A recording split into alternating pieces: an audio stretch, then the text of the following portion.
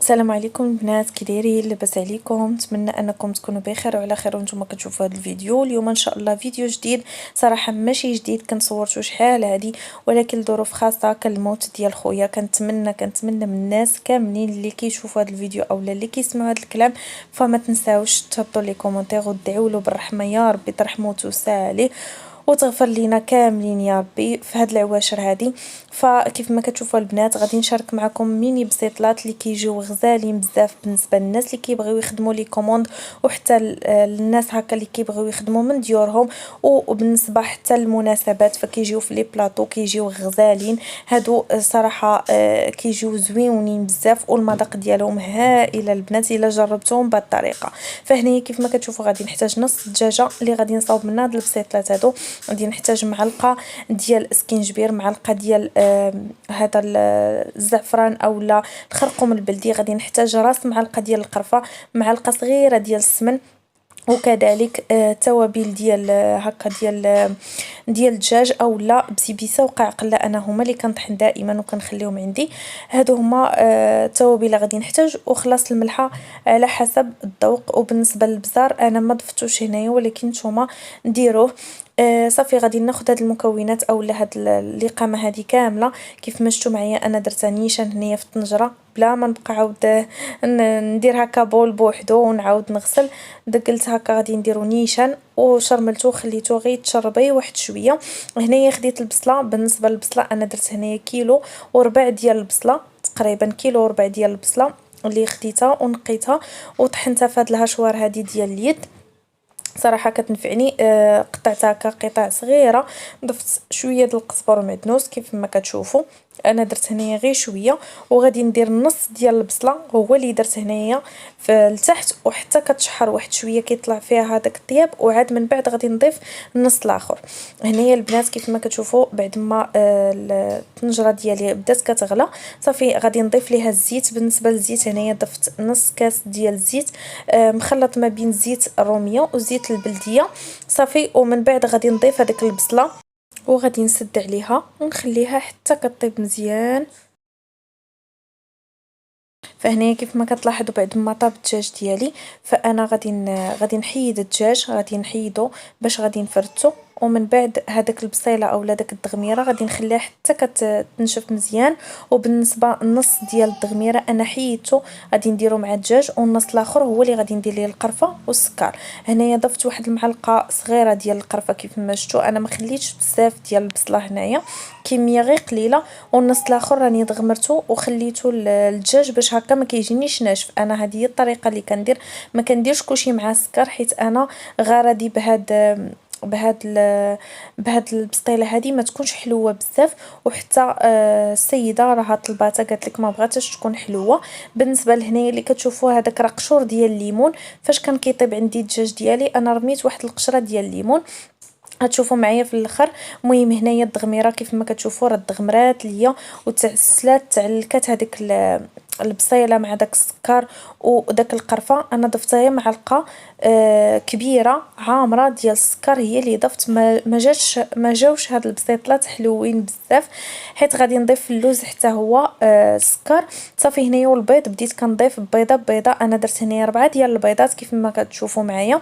فانا كنضيف البيض وكنحرك مزيان كيف ما كتلاحظوا باش هذاك البيض ما كيتكتلش ليا اولا ما كيتجمعش كيتخلط مع داك الدغميره. هادشي اللي غادي نبقى هكا كنحرك حتى كتنشف ليا اولا كيتجمع هذاك البيض وما كيبقاش فيه داك الماء صافي. هنايا كيف ما كتلاحظوا هذا هو البيض بعد ما نشف ليا ما بقاش فيه نهائيا الماء. غادي نحيدو غادي نخليه حتى كيبرد وغادي ندوز باش غادي نصاوب هكا اللوز. بالنسبه للوز بالنسبه هنايا اللوز انا خديته وسلقته وفسختو ومن بعد قليته في الزيت اللي تكون بارده. خديت تقريبا 10 دراهم حتى ل 15 درهم ديال اللوز اللي غتكفيني في هذه الكميه هذه.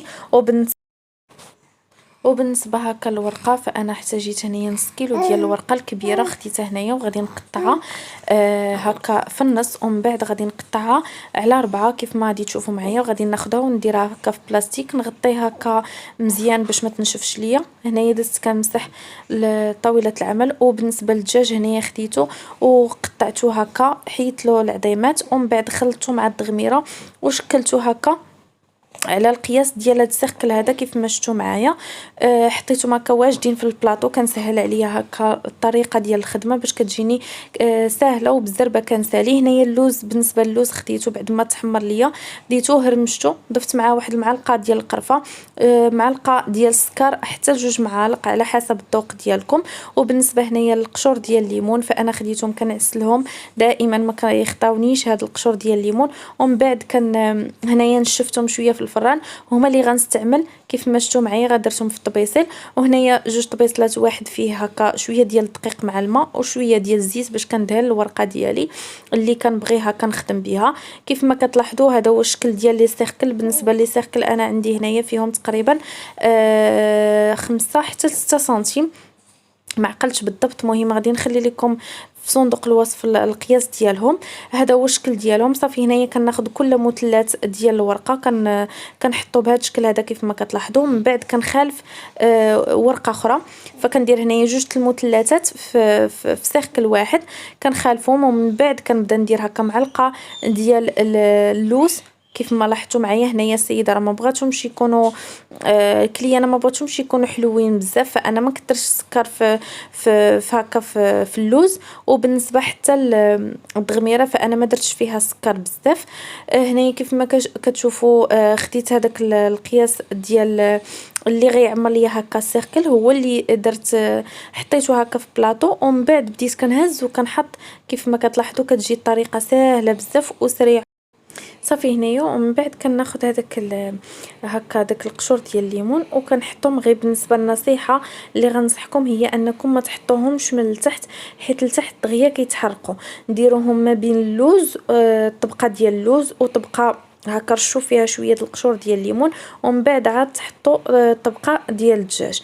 فهكا من الاحسن ما ديروهمش هكا لتحت. وهذا هو الشكل ديالهم كيف ما كتلاحظوا. منين كنخرجهم من السيركل كنبدا هكا كنجمع داك الجوانب وصافي، ومن بعد كنقلب. ممكن انكم طيبوهم في هاد لي سيركل هادو كيجي حتى هو الشكل ديالهم زوين. انا درتهم هكا غير خديت القياسات، زعما ما طيبتهمش فيهم. صافي ومن بعد خديت الكميه الاخرى درتها في الطاوه. من بعد غادي ندوز للكميه الثانيه بنفس الطريقه. كنحط الورقه مدهونه بالزيت، غير الزيت البنات، ما كنديرش نهائيا انا الزبده، وكيبقاو مقرمشين مده طويله. كيبقاو زوينين بزاف. من الاحسن ديروا غير الزيت. صافي هنايا غنستمر بنفس الطريقه كيف ما كتشوفوا كنبقى نجمع داك الجوانب بطريقه سهله بزاف. وبالنسبه للتلصق فانا كنلصق بهذاك الخليط ديال الدقيق والماء. ممكن انكم ديروا بياض البيض، انا ما كنديروش، كندير غير الدقيق والماء. وكنبدا ندير هكا شويه في صبعي، ومن بعد كنبدا نجمع داك الجوانب حتى كنجمعهم كاملين وكنحطهم هكا في الطاوه. غادي ندهنهم بشويه ديال الزيت وغادي ندخلهم الفران حتى كيتحمروا. بالنسبه للطياب ديالهم كنشعل عليهم من التحت حتى كيبان ليا الورقه بدات كتحمر. عاد من بعد كنشعل عليهم شويه من الفوق وصافي وكنخرجهم. وهذا هو الشكل ديالهم بعد ما خرجتهم وزينتهم. هنايا باش ما يجيكمش الفيديو طويل بزاف اختاريت انني نزينهم هكا باللوز يفيلي، ودهنتهم هكا بشويه ديال العسل اولا ناباج ولا الجليكوز اللي بغيتو. ومن بعد كديروا لهم اللوز يفيلي وهكا درت لهم شويه ديال ورق الذهب كيف ما كتشوفوا راه كيجيو مقرمشين البنات. والنص الاخر درت ليه سكر كلاصي والقرفه هو باش زينته. بالنسبه لثمن البيع فانا كنحسبهم ب5 دراهم.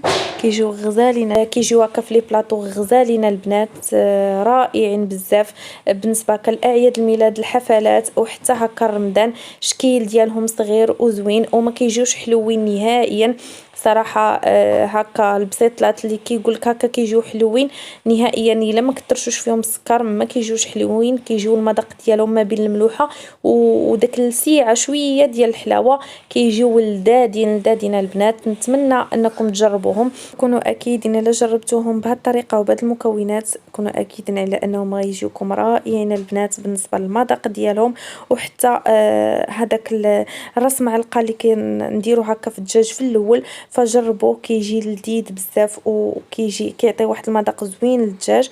فنتمنى هذا الفيديو هذا يكون الاعجاب ديالكم، تكونوا استفدتوا معايا. هنايا كانت جمعت لا كوموند للكليانه ديالي. شكرا بزاف على تعاليقكم وشكرا ليها حتى هي عجباتها بزاف وشكرتني. نتمنى هذا الفيديو هذا يكون الاعجاب ديالكم، تكونوا استفدتوا معايا. بسلامه عليكم.